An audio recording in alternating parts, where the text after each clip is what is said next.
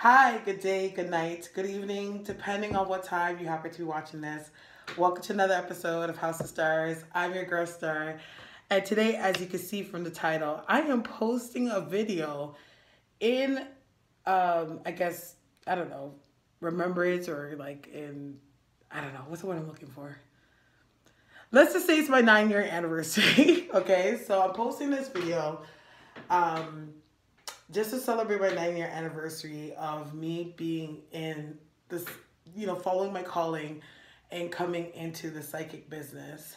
And I must say that this year alone has been a very big year for me. There was a lot of endings that took place, there was a lot of new revelations that took place, and even spiritual advancement that also took place that I wouldn't trade this year and just anything that I went through and the things that I learned and the things that I was exposed to for the world, because it actually just gave me this understanding and this deep knowing of where God is taking me with what I'm doing, and is taking me in a way of growing and being able to expand on how I help others. And that was one of always like my wishes from the day that I got into this business, was to kind of push myself to the furthest potential of spiritual advancement or spiritual knowledge based on whatever God had in store for me, or where God sees me, or the potential of who I am in my being.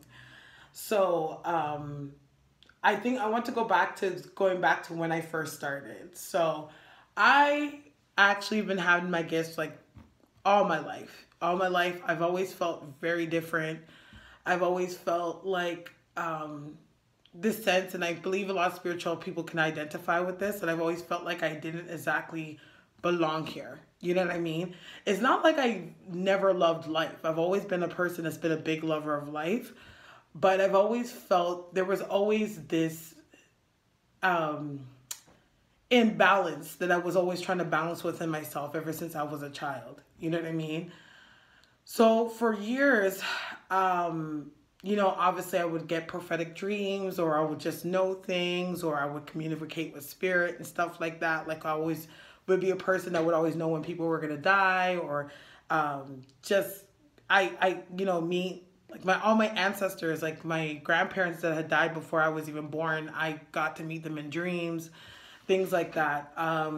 So for many years, like I said, I've always had this inadequacy within myself where I was just like, okay, I like, it's like I was always in the search of truth. You know what I mean? In this search of truth with myself. There was always, my whole life has always been very spiritually dominated. Like I've always was into anything that was spiritual from me being young. Like I remember being 6, 7 years old and my mom buying like horoscope books, and I used to read my horoscope. Back in the day in Toronto, you could call like 1-800 numbers and like call to hear your horoscope. And I'm like 8. Like I have nothing going on with my life like that to be like wondering what the hell's gonna be going on with my future. But it was just, I've always been exposed to spirituality in some shape or form. Like my father, for example, even though he wasn't like a hyper spiritual person, like I noticed when there was different shifts or certain things that were happening in our life, he would always go around about it in a spiritual route, whether it would be going to church or having somebody come pray in the house, or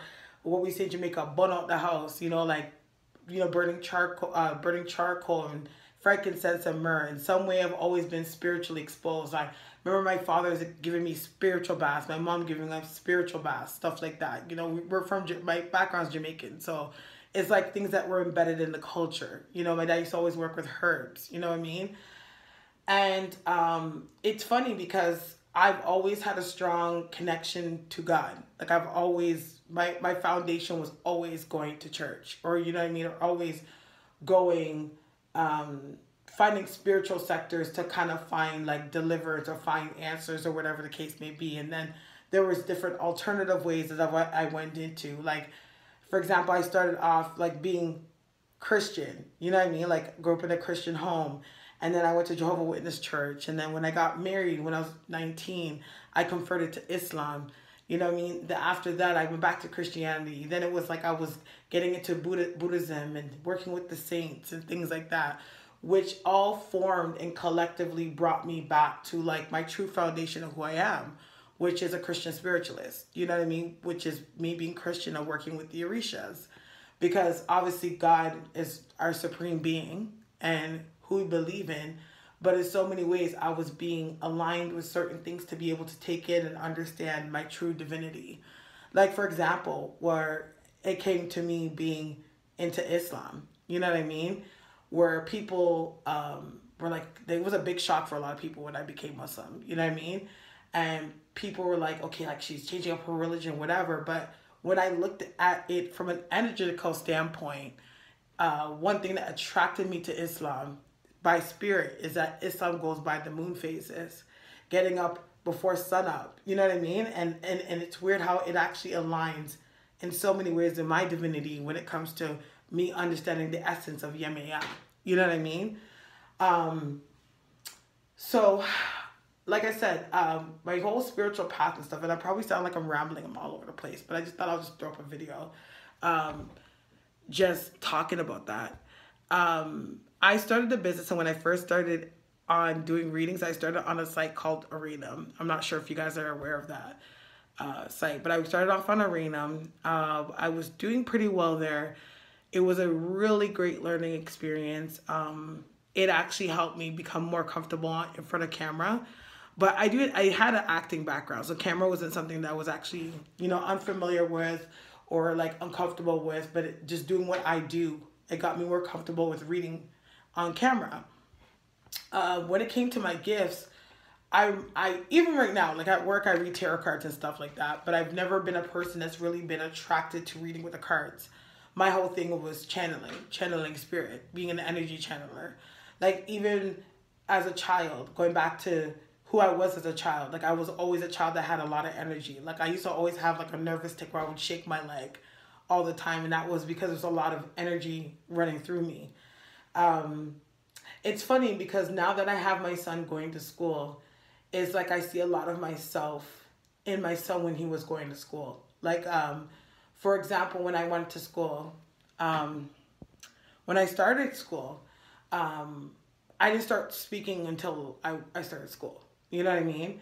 And I think that had a lot to do with my sensories. You know what I mean? It's like I was mastering my other sensories first before I was actually mastering speaking. And I remember being in class and teachers will always try to get my attention. But one thing that I used to have a problem with, my ears used to ring a lot. You know what I mean? And it would ring and ring and ring and ring. And I remember my parents taking me to the doctors. Like I was even talking to my mother about this the other day because Ocean just started school. And I was like, Mom, you remember like when I used to always have to go to the doctors for my ears? And she's like, yeah, like we used to always take you to the doctors and we would check your ears and there was nothing wrong. Little did I know, moving forward, is that obviously what was going on was my clairaudience. You know what I mean? Is how I hear spirit. So that's why I would always have the ringing in the ears. And I remember when I first brought Ocean to school recently, and I knew like Ocean was speechless. Actually, Ocean speaks a lot more than I did at his age. And I was trying to kind of find, like how he works. I'm like, okay, COVID happened. He didn't go to kindergarten. You know what I mean? Like, I'm like, okay, how do I it's like I had to throw him in a situation of being in school and just kind of figure out the way of how we were going to work around what he needed. You know what I mean? And I remember like bring him to school the first day, and I literally walked on that school grounds and I started to get anxiety. You know what I mean? And little did I know that really what was taking place in that moment was like my inner child was actually getting nervous. Because I remember being in school and being completely misunderstood. Like they thought that I wasn't paying attention or I wasn't learning anything, where I was like, no, I know everything. It's just, like there's a lot of energy in this room. My energy is being pulled here. My energy is pulled here. You know what I mean?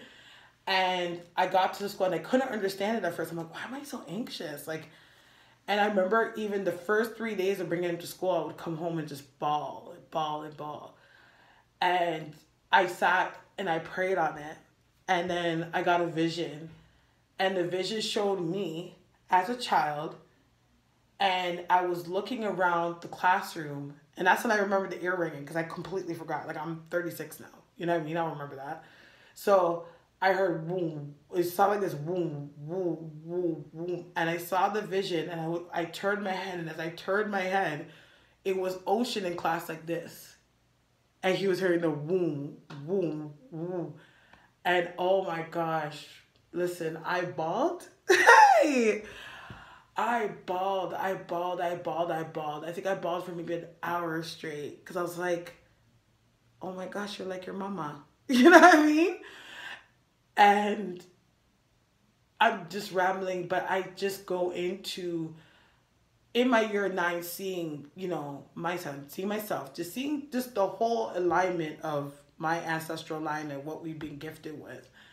And it has its blessings, and of course it's had its curses. But the most beautiful thing about having a gift where you're able to get messages from spirit and work and understand divinity in itself and energy and equilibrium and how things balance is the beautiful thing of understanding how you can help others understand themselves. You know what I mean? I think the biggest thing and the biggest emblem of what I've been doing and what my journey has been as a spiritualist is the truth of self. The truth of self, whether it be truth of self in you or truth in self when it comes to others. And in so many ways, I think that that's always been my motto in what I invoke and what I bring focus on and what I want to offer to the world. You know what I mean? Like, I had a client here and she was talking about, like, ever since I've been coming to you, like, so many things have been happening.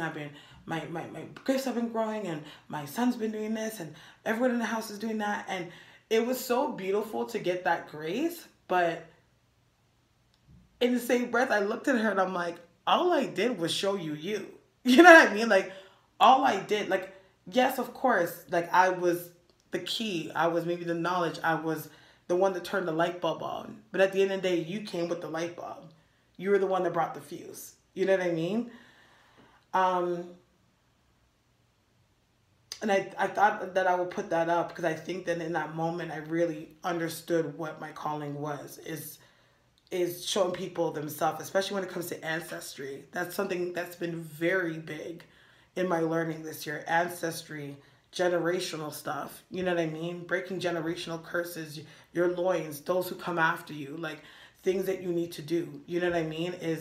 Is something that has been a very big theme. And it's funny because I'm in my year 9, which is, if you know Ifa's Oya, you know what I mean? I started my business and got into the business 9 years ago. I was 27 years old when I started, which was 2 and 7 would be 9. And my 9-year anniversary is when I'm 36, which would be 9 again. So 999 is my year of Oya change, right? And it's been a beautiful thing. It's weird. It's been a lot of light. There has been some darkness in there. Not in a scary, weird way, but it's just like exposure to understand. You know what I mean? Because where there's light and there's darkness, or where there's darkness is light. Like, you cannot avoid, or you cannot deny. If you're in a spiritual realm, in a spiritual business, spiritual whatever, it's like, of course, you can have your discernment of where you would put your hands on what you need to do. Because, of course, you don't want to jump into things that you're not skilled to do. But at the same time, it's like, it's also understanding the equilibrium. But in so many ways of understanding equilibrium is understanding your true power, the true power of God, and how powerful the being of God and the governance of God and love and what that is. You know what I mean? And I think that's one of the hugest lessons I've learned this year, being in this business. And I'm